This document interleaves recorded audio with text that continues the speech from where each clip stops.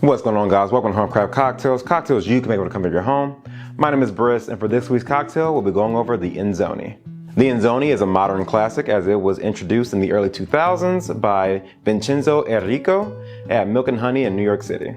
Vincenzo was trained by Dick Bradsell, the renowned bartender and creator of the espresso martini. The Enzoni cocktail is a blend of the Negroni and a gin sour, using muddled grapes instead of sweet vermouth. Given that, it's a great introduction to Campari for beginners because Campari can offset some with this very bitter taste. And now with that brief history lesson out of the way, let's get down to actually making a drink. So first, you're gonna start by muddling 5 grapes in a cocktail shaker. I will say the original recipe called for Concord grapes, but if those aren't available, you can definitely substitute that for green grapes instead. And then after turning your grapes into green mush, you can then pour an ounce of gin into your shaker.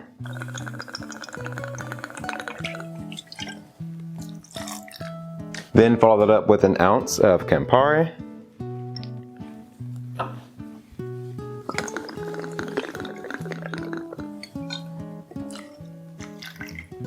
Then we'll do 3/4 of an ounce of fresh squeezed lemon juice.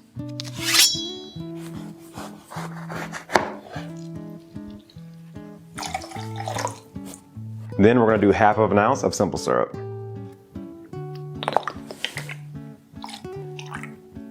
Then you're gonna shake with ice for about 10 to 15 seconds and then strain into a rocks glass with fresh ice.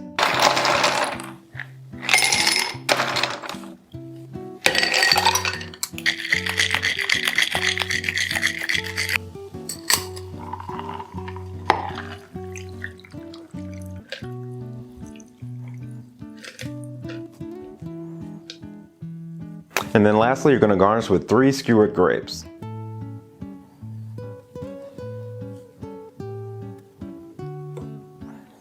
And there you have the Enzoni.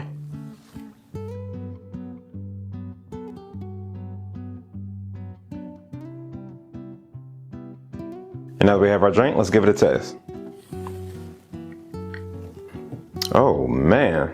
Okay, so so this is actually my first time not only making an Enzoni, but also trying it. The first word that comes to mind to describe it is electrifying. Like the moment it touched my taste buds, it was like a surge kind of went through, but like in a good way, not like battery acid, you know.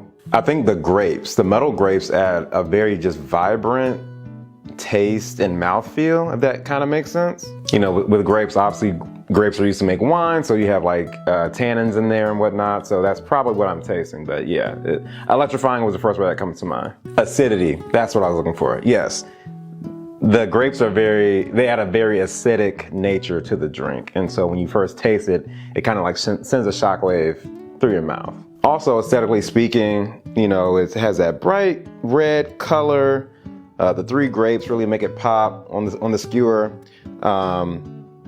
And as someone that, you know, a Negroni is my favorite cocktail, I would say not only does this taste great, but it also just looks great. But yeah, overall, this is a stellar cocktail. Highly, highly recommend.